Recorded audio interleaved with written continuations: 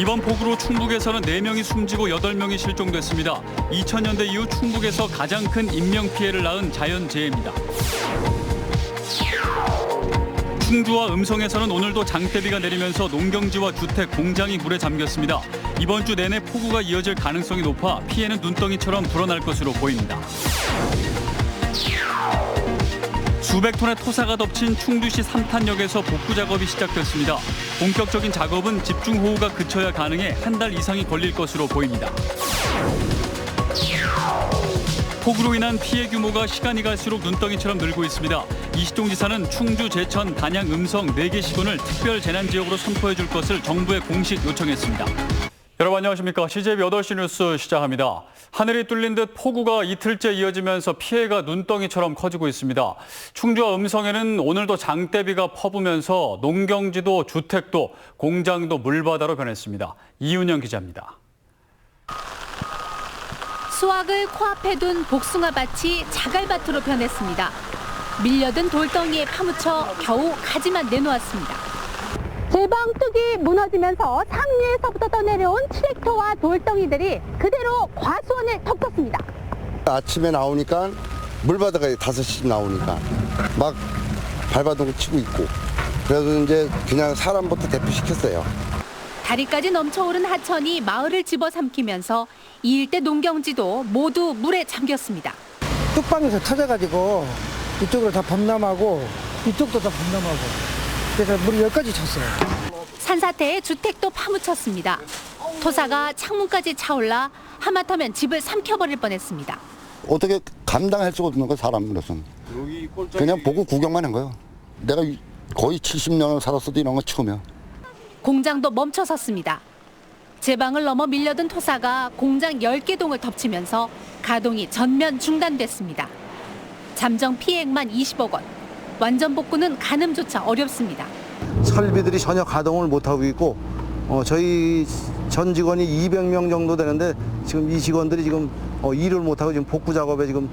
더욱이 중부지방에 이번 주 내내 폭우가 이어질 가능성이 높아 복구는커녕 피해는 눈덩이처럼 불어날 전망입니다. CJB 뉴스 이윤영입니다. 이번 장맛비가 도내 북부권을 중심으로 쏟아지면서 제천과 단양의 피해가 심각합니다. 저수지 일부가 유실되면서 주민들이 긴급 대피하기도 했고 밀려오는 토사에 집이 무너지기도 했습니다. 김기수 기자입니다. 마을로 들어가는 도로 가드레일이 하천 쪽으로 구부러진 채 위태롭게 매달려 있습니다. 쏟아진 장맛비에 하천이 급격히 불어나면서 도로 일부가 유실된 겁니다. 불어난 하천 주변과 강가에서는 소방당국의 수색 활동이 이어지고 있습니다. 단양군 어상천면에서 70대 여성과 이를 구하려던 딸과 지인이 실종되면서 60여 명의 소방력이 투입됐습니다. 최초 실종 신고가 접수된 곳입니다. 이곳 배수로에서 작업을 하다가 옆에 있는 하천으로 급류에 휩쓸린 것으로 보입니다.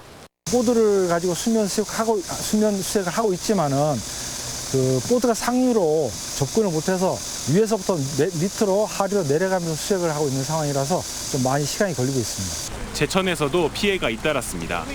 산에서 쏟아진 흙이 집안까지 들이닥쳤고 계속해서 밀려 들어오는 토사에 집을 감싸던 담벼락도 그대로 무너져 내렸습니다. 이게 한번 치더라고요. 그다음 싱크대 쪽에 치더니 흙이 막 들어오고 그다음에 두 번째는 10분 정도 따기 전에 그 작은 방 두 방 중간방하고 해가지고 다 치고 거예요. 농장으로 토사가 쏟아지면서 경사면이 절벽처럼 변해버렸습니다. 산 아래에 있던 집은 밀려드는 흙을 견디지 못하고 주저앉았습니다. 산곡 저수지의 둑 일부도 유실되면서 범람이 우려되자 마을 주민 30여 명이 인근 주민센터로 긴급 대피하기도 했습니다. 3일 있어야 간대. 못 간대, 집에. 집도 위험해서 못 있는다는데. 이 사태 날까봐. 제천과 단양은 300mm 안팎의 폭우로 실종자 수색이 난관에 부딪힌 가운데 피해만 눈덩이처럼 불어나고 있습니다. CJB 뉴스 김기수입니다. 수백 톤의 토사가 덮친 충북선 충주 삼탄역에서는 복구 작업이 시작됐습니다. 복구 기간은 한 달 정도가 예상이 되는데 향후 날씨에 따라 정상화에 시간이 더 걸릴 수도 있습니다. 조영광 기자입니다. 그칠 줄 모르는 폭우 속에서 굴삭기들이 바쁘게 선로 위에 흙더미들을 치웁니다. 하루 전 내린 폭우로 인근 야산에서 유출된 수백 톤의 토사를 치우고 계속되는 비로 다시 막힐 수 있는 배수로를 확보하고 있습니다. 폭우로 쓸려 내려간 집안과 선로를 복구하는 본격적인 복구 작업은 집중호우가 그쳐야 가능합니다. 선로 복구와 시설을 정비하는 데까지는 빠르면 2주에서 길게는 한 달 이상이 소요될 것으로 예상됩니다. 비가 계속해서 내리고 있고 현장으로 복구 장비들이 진입하기도 까다로워 작업은 더디게 진행되고 있습니다. 궤도 자체에 약간 손상이 있는 것 같으니 토사를 다 제거한 다음에 궤도의 손상 여부를 좀 더 치밀하게 본 다음에 교체할 것은 교체하고 다시 사용할 것은 사용하는. 3탄역 폐쇄로 충북선 운행이 중단됐습니다. 대전과 충주 구간만 운행하고 제천까지 가는 무궁화호 열차와 화물 열차의 발은 묶였습니다. 또 충북선 제천역에서 분기되는 중앙선과 태백선 일부 구간도 3탄역 복구 시까지 운행이 중단됩니다. 중앙선으로 일부 돌릴 수는 있는데 모두를 돌릴 수 없기 때문에 긴급한 수송해야 될 화물은 육로 수송을 좀 할 수밖에 없는. 코레일은 3탄역과 6km 거리의 무인역인 공전역도 선로 유실 등의 피해를 입어 충북선 정상화까지는 예상보다 더 시간이 소요될 수 있다고 밝혔습니다. CJB 뉴스 조윤광입니다. 이런 가운데 충주댐은 2년 만에 수문을 모두 열었습니다. 이로써 충북 지역 3개 댐이 수문을 모두 열고 물을 방류하고 있는데요. 비가 최고 300mm 더 내릴 거란 예보가 있어 하류 지역 주민들의 걱정이 깊어지고 있습니다. 진기용 기자입니다. 폭우가 쏟아지는 가운데 열린 6개 수문으로 거대한 물줄기가 굉음을 내며 쏟아집니다. 북부권에 폭우가 집중되면서 충주댐이 2년 만에 방류를 시작한 겁니다. 오전 10시부터 시작될 예정이었지만 충주댐 하류의 실종자 수색 작업의 영향으로 2시간을 늦춰 정오부터 시작됐습니다. 초당 1,500톤에서 시작해 현재는 초당 2,000톤을 흘려보내고 있는데 방류는 이번 주 내내 진행될 전망입니다. 방류량인 거는 하류 피해 상황도 고려하고 그리고 향후 이제 강우량 그리고 결국은 또 달천에서 들어오는 물도 있어서 그것까지 다 고려를 해서 종합적인 검토를 하려고 합니다. 지난 30일 방류량을 초당 2,500톤까지 끌어올렸던 이곳 대청댐은 지금도 26개를 모두 열고 초당 1,500톤의 물을 방류하고 있습니다. 현재 대청댐 수위는 75m로 만수위를 1m가량 남겨두고 있어 주말까지 초당 1,500톤가량의 방류량을 유지할 전망입니다. 하류 쪽에 같은 경우도 이제 저희가 그러니까 방류량을 낮춰가지고 어느 정도 이제 드러났어요. 합천이 어느 정도 안정돼 있는 상태에서 현재 방류량 유지하고 있으니까. 하지만 하류 지역은 아직도 물이 완전히 빠지지 않은 모습입니다.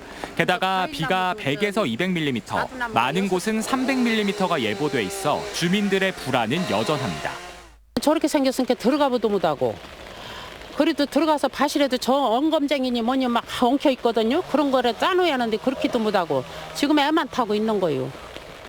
여기에 괴산댐까지 충북의 3개 댐이 수문을 모두 열고 방류 중인 가운데 괴산 목도교에는 홍수주의보가 계속 유지되는 등 댐 하류 주민들의 긴장감이 높아지고 있습니다.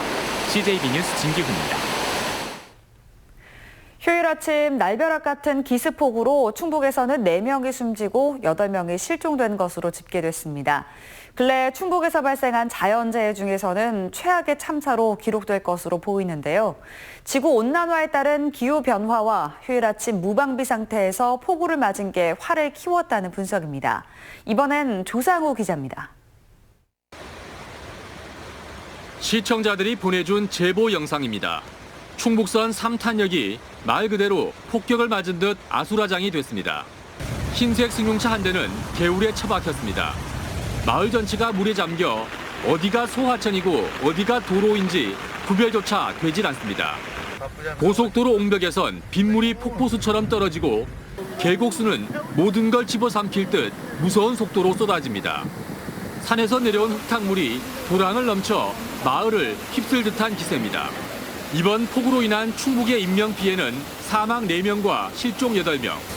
지난 2002년 태풍 루사 당시 사망과 실종 10명을 뛰어넘는 2000년대 이후 가장 큰 인명피해를 낳은 충북의 자연재해입니다. 지구온난화에 따른 이상기후로 8월에도 장마 전선이 물러나지 않고 중부지방에 동서로 길고 좁은 비구름대가 형성됐기 때문입니다. 실제로 주말 이틀간 강수량이 충주 시내는 39mm에 그친 반면 엄정면은 이보다 10배가량 많은 343mm가 쏟아졌습니다. 좁은 비구름대가 쏟아낸 물폭탄이 많은 사람들이 쉬고 있던 휴일 새벽과 아침에 기습적으로 내린 것도 화를 키운 원인이 됐습니다. 물이 막 들어오더라고요. 그래서 사람 다 싹 깨웠어요. 깨우고 나다니까 한 7시, 8시 되니까 막 난리도 아니야. 뭐 흙탕물이 막 싹 들어오더라고요. 그래 뭐 딴 집에 다 차고 그래서 막 발로 차갖고 깨우고 그랬었지 제가. 유달리 길고 강해진 올여름 장마가 충북에 최악의 인명피해를 낳았습니다. CJB 뉴스 조상호입니다. 기록적인 폭우로 인한 피해가 시간이 갈수록 눈덩이처럼 늘고 있습니다. 이시종 지사는 정부에 특별 재난지역 선포를 요청했습니다. 구준회 기자입니다. 산을 타고 내려온 폭우가 거대한 흙탕물로 변해 마을을 휩쓸고 지납니다. 갑작스러운 폭우에 아스팔트 도로가 나무판처럼 힘없이 떨어져 나갔습니다. 북부 지역에 물폭탄을 쏟아낸 장마 전선이 이틀째 도내 전역에 많은 비를 뿌렸습니다. 충청북도는 재난경보를 2단계에서 3단계로 격상했습니다. 연이은 폭우에 진천군 백곡면 구수리 34호 국도가 산사태로 전면 통제됐습니다. 81개 소이던 피해 도로는 하루 사이 145개소로 급증했습니다. 수도 간 유실로 충주시 소태면에선 11개 마을 천여 가구에 상수도 공급이 끊기는 등 북부 지역 8개면 3,400여 가구에 수돗물 공급이 차질을 빚고 있습니다. 철도는 30개소가 노반이 유실되거나 침수되는 피해를 입었고 주택 피해는 294곳으로 늘었습니다. 지금은 그 피해가 발생하고 있는 상황이기 때문에 응급 대응하고 응급 복구 위주의 작업이 이루어지고 있습니다. 농작물 피해도 확대되고 있습니다. 한창 벼가 자라야 할 논이 모래밭으로 변했습니다. 하루 새 2배 가까이 늘어난 2,800헥타르 농경지가 침수 또는 유실된 것으로 집계됐습니다. 제가 서 있는 이 하천은 며칠 전까지만 해도 수십 그루 복숭아 나무가 서 있던 과수원의 한 복판이었습니다. 침수된 복숭아 과수원에서는 낙과 피해가 속출하고 있고 사과 등 다른 과수도 사정은 비슷합니다. 시간이 갈수록 재산 피해 규모가 눈덩이처럼 늘고 있는 가운데 이시종 지사는 도민들의 신속한 생활 안정과 복구를 위해 충주와 제천, 단양, 음성 등 4개 시군을 특별 재난지역으로 선포해 줄 것을 정부에 공식 요청했습니다. CJB 뉴스 구준혜입니다. 미래통합당 충북도당도 성명을 내고 충북 북부권을 특별 재난지역으로 선포해 줄 것을 정부에 촉구했습니다. 통합당 충북도당은 성명서에서 피해 주민들에게 심심한 위로의 뜻을 전하며 실종된 분들이 무사히 가족의 품으로 돌아오기를 기원한다고 밝혔습니다. 더불어민주당 충북도당도 성명을 내 정부의 특별 재난지역 지정을 건의하고 폭우로 유명을 달리한 분들의 명복을 빌며 유가족과 피해를 입은 모든 분들에게 심심한 위로를 전했습니다. 한편 오늘 낮 동안 충남 천안에 집중호우가 내려 병천천이 범람위기를 맞음에 따라 병천천 하류인 청주 북부 지역 주민들의 각별한 주의가 요구되고 있습니다. 청주시는 안전 안내 문자를 통해 오창 성재리와 옥산 사정리 하천 인근 주민에게 대피령을 내리는 한편 이 지역 전체 주민에게 기상예보에 귀를 기울여 줄 것을 당부했습니다.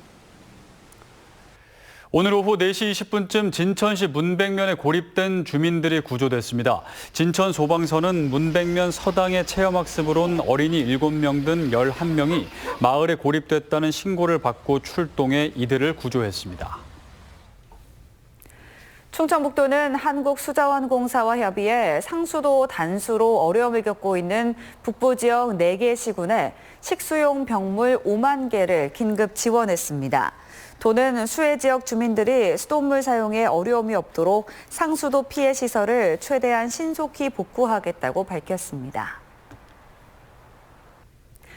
코로나19 확산으로 대학 입학설명회나 박람회 등이 전면 취소된 가운데 한국교통대가 충북 최초로 비대면 온라인 상담 프로그램을 운영합니다.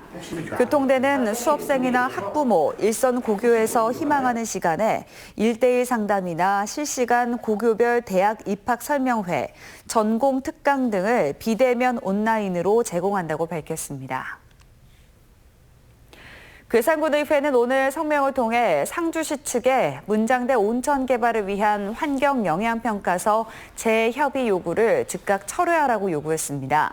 괴산군의회는 2차례에 걸친 대법원 불허 판결에도 상주시 측이 다시 온천 개발을 추진하는 것은 이웃 자치단체와의 마찰과 행정력 낭비를 초래하는 후안무치의 전형이라고 지적했습니다.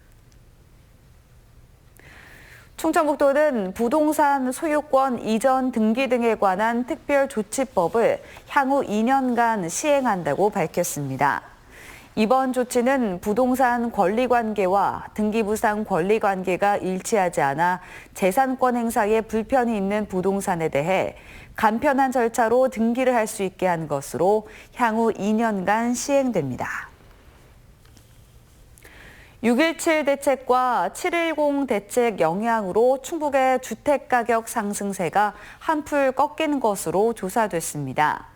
한국감정원의 7월 전국 주택가격 동향조사 결과 충북은 0.47% 상승해 6월 상승률의 3분의 1 수준으로 떨어졌습니다. 이사로 시제 8시 뉴스를 모두 마칩니다. 시청해주신 여러분 고맙습니다.